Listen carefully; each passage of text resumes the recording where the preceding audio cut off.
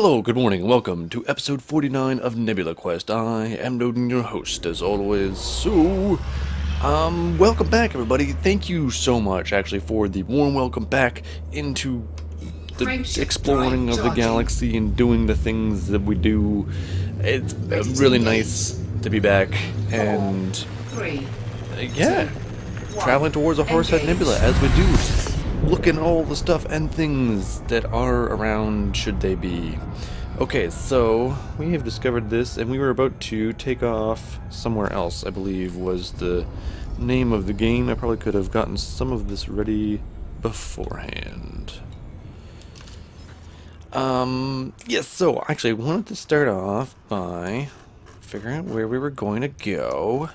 I mean, yes, we're going to the Horsehead Nebula, but where are we going to go today, roughly? Ooh, let's go this way. Let's start with that. Hex it, please. And let's get turned around. Alright, so I wanted to talk briefly about something that's very important that people don't... Frameshift drive charging. God damn it.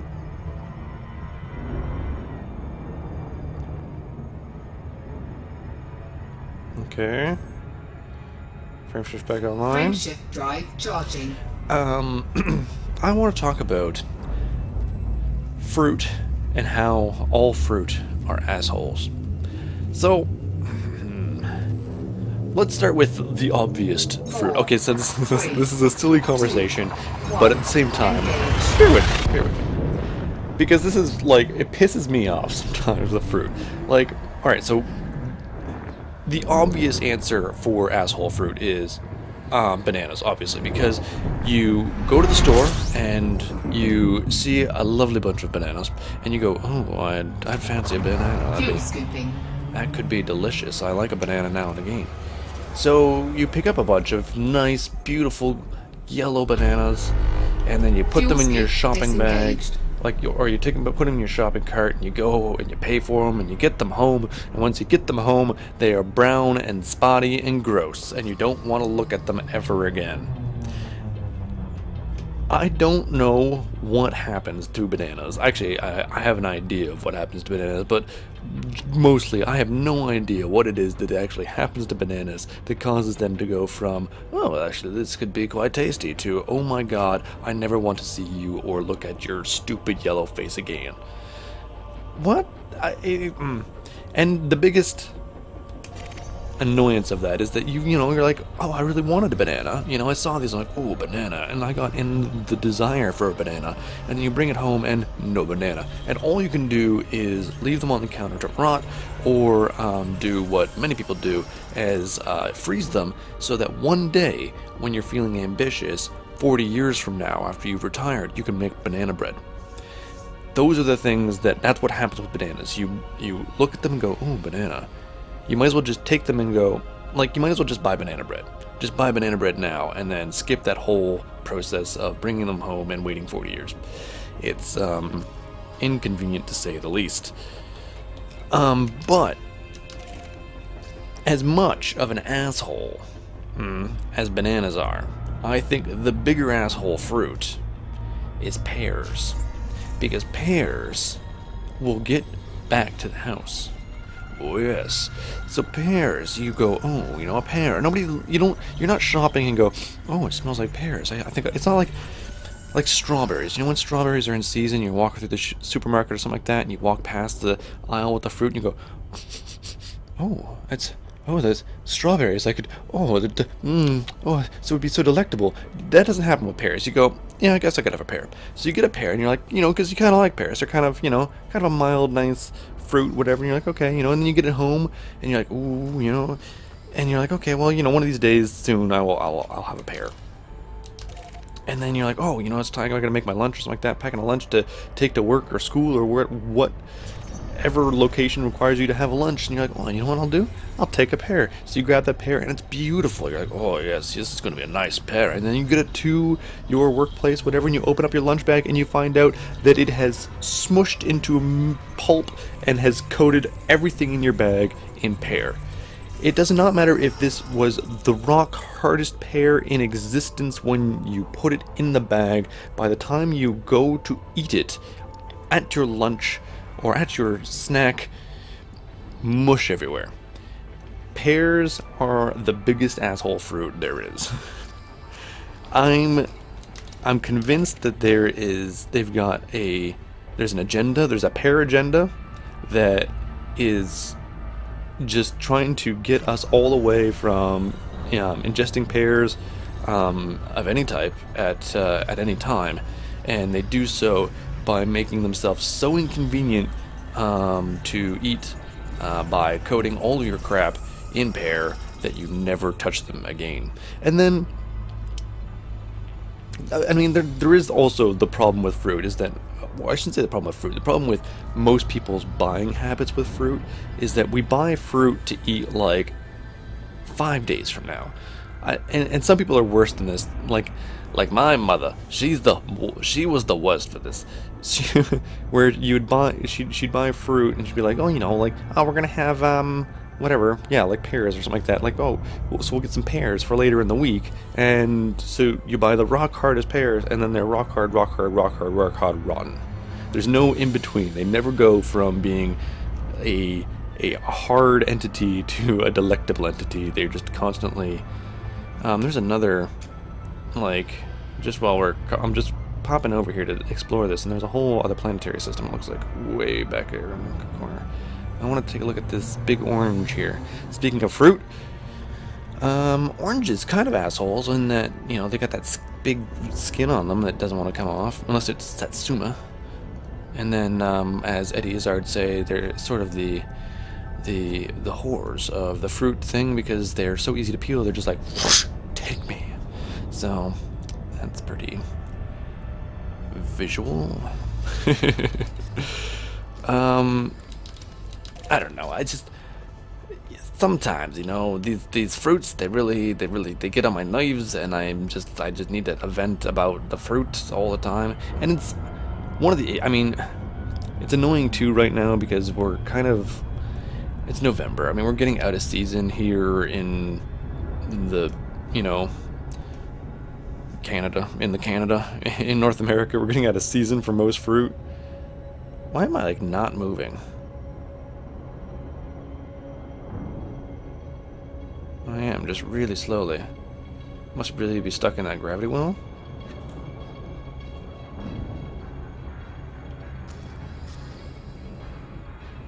Apparently got way too close to that planet.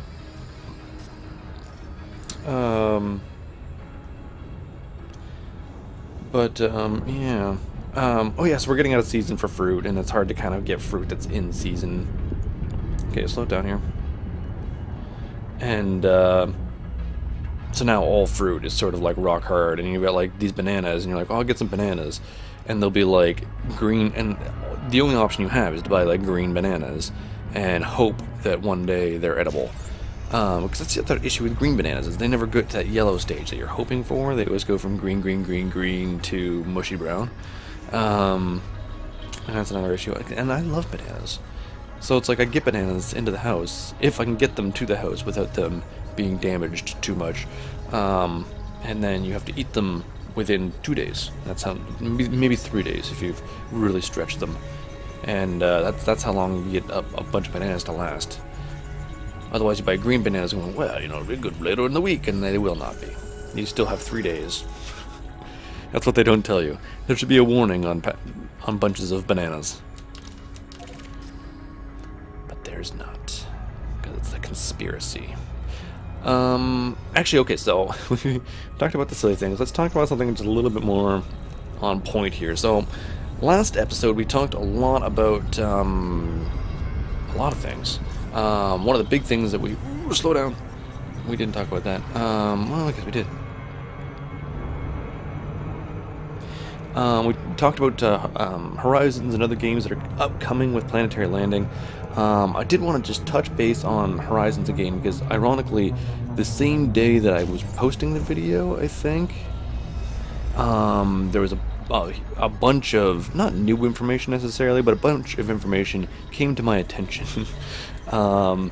and about the new Horizons update, or not update, whatever it is, DLC, new game thing, which I thought I would share just briefly, and mostly just something to give a little bit more perspective to what it is that Horizons is going to be and what they're making with it. And the great example for it is okay, so we're talking about planetary landing things, or planet stuff to do on planet surfaces. And the big one that they're talking about is that there's going to be like planetary space stations, right? So, which for all intents and purposes are just space stations on planet surface. That's no big deal. And then there's going to be some like events that are tied to these things, and you know, the usual kind of rigmarole that goes along with that. I need to remember that I need to, did I not select that? Yes, I did. But the cool one that they were talking about was the prospect of doing these, wait a minute. Shit. I think there's 2 more planetary systems here.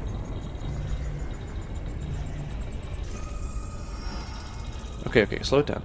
So we've got one there, right in the middle of the screen. That's a whole system. So there's presumably a star and some more stuff over there. And then that looks like another one right there. Shoot. That's a busy old bit of sky here. Okay, let's lock onto this guy because we know we need to explore it. And the cool one they were talking about was doing this prison break. Okay, so let's talk about all the elements that have to go into this. So, so if you're like the space stations that we have now, they're going to be different factions that control these things, and some of them will be sort of piratey, outlaw-y things. And then in this instance, there's also a prison. Oh, I'm not going to say a prison world, but a world that has a prison on it.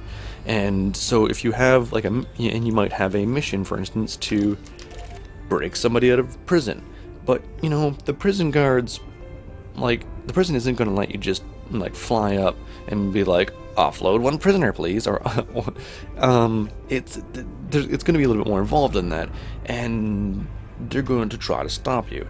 So they've got specific guns or like weapon emplacements that will specifically target ships, so that you're better off bringing that little RV, like a RV. Yeah, it's called an RV. Why not? A little rover, and blah,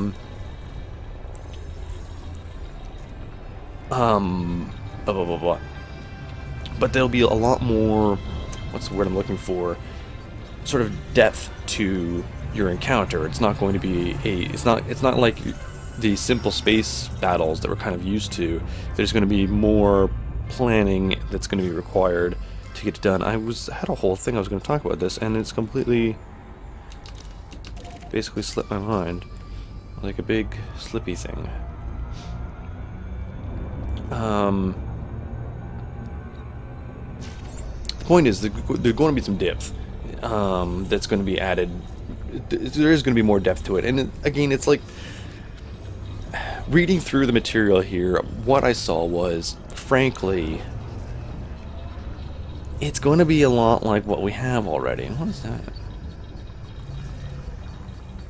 Something we've discovered already.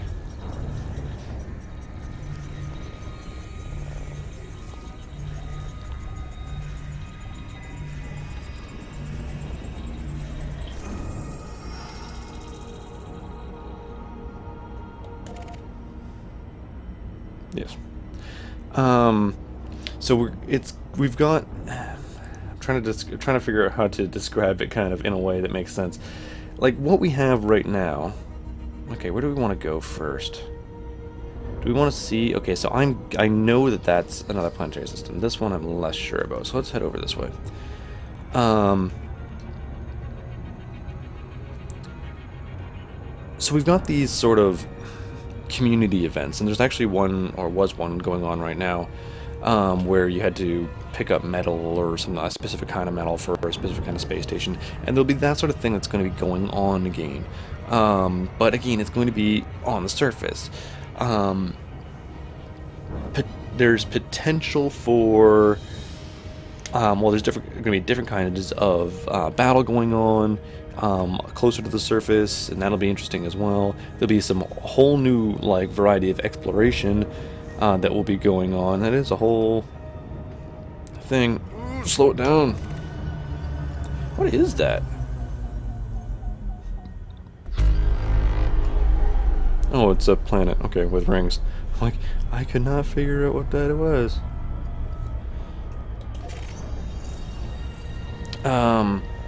But yeah, so there is going to be a lot of little things, but it's not going to be a whole new game, really. It's just going to be what we have now, essentially, but applied to the surface, with some minor differences, obviously, where it comes to what kinds of factions and how it goes. But it got me, and maybe it's part of it is the fact that I've been playing so much Flight Sim lately. There's a part of me that actually would really be interested in playing in a role that was strictly, like, I don't know, like mundane almost, where it's literally just running a ferry service from the surface of a planet to a station kind of a thing. I could totally get behind that, and that's, but I would need, I don't know, a more complicated flight model, and that's part of one of the things that actually kind of I've been thinking about a lot lately, and especially with this game and some of the other ones that are coming up, is that yes, I will say that this is probably more indicative of what the future probably holds, the distant future probably holds for space travel, in that most of these systems would be controlled by a computer. In fact, I'm sure that in reality all of these things will eventually be controlled. There will be no human pilots. Why would you have a human pilot? It makes no sense. Anyways, point is that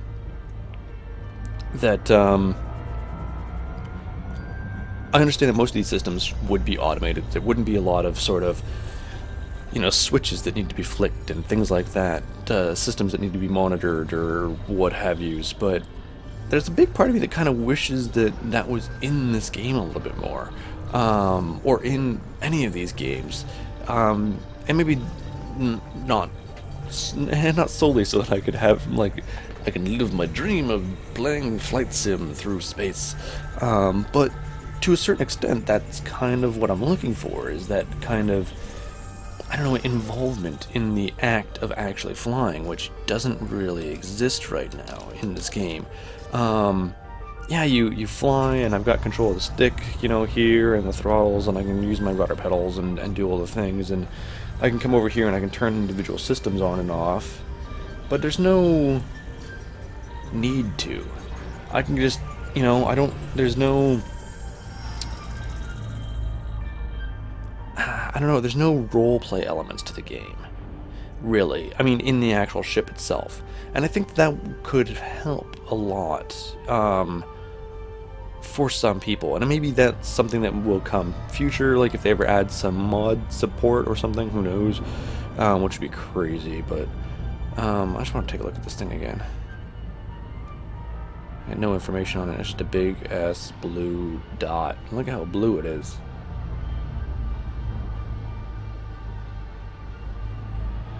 It looks big. It looks mighty big.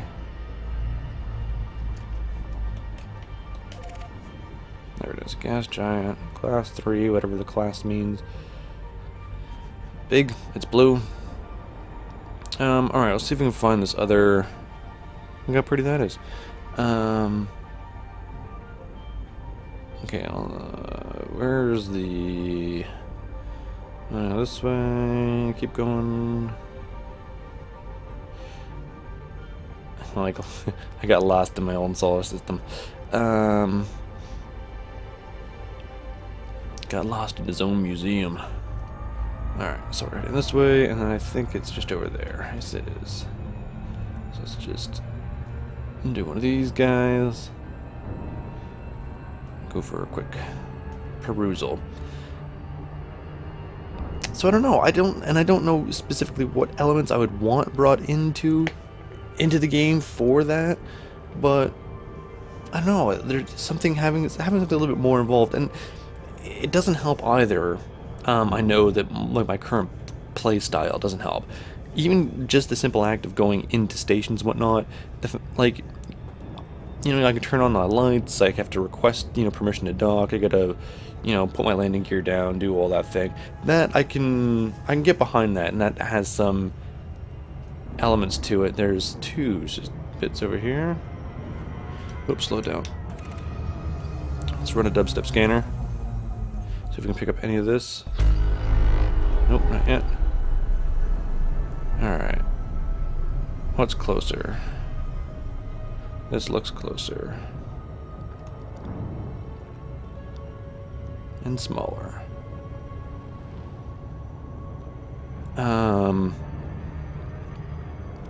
And right now, like, you know, floating out here deep in the black, I mean, we're not really interacting with society much. There we go, we got 8.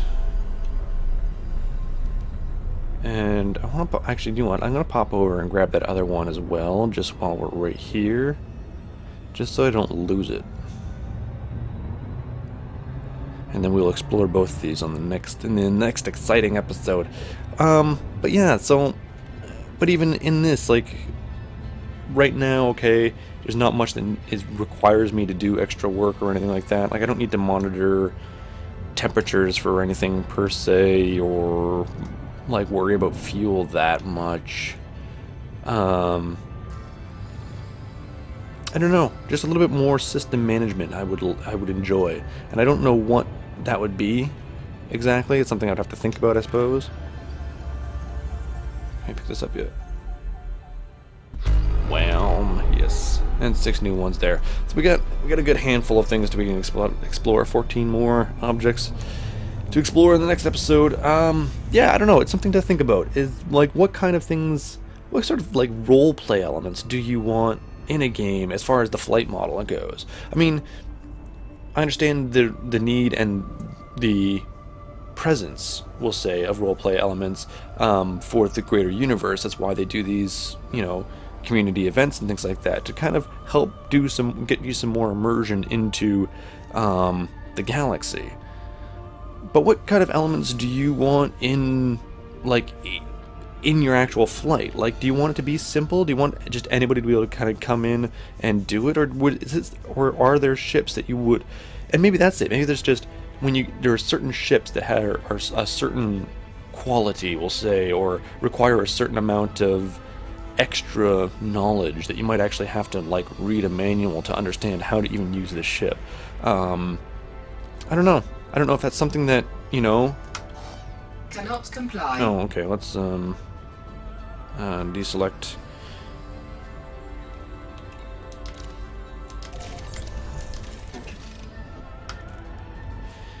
Maybe that's not something that we actually want. Maybe it's something that maybe I just want. Maybe it's something I don't even actually want, but it's something that I think that I want. I don't know. It's something that you want. What are the things that you want? Leave it in the description below. Thank you very much for watching. Thanks again for being here and leaving your likes and doing all the things that you do. And I will see you guys next time. Yes, why not? Yeah, I'll see you guys next time. Until then, ciao, I love you. Good night.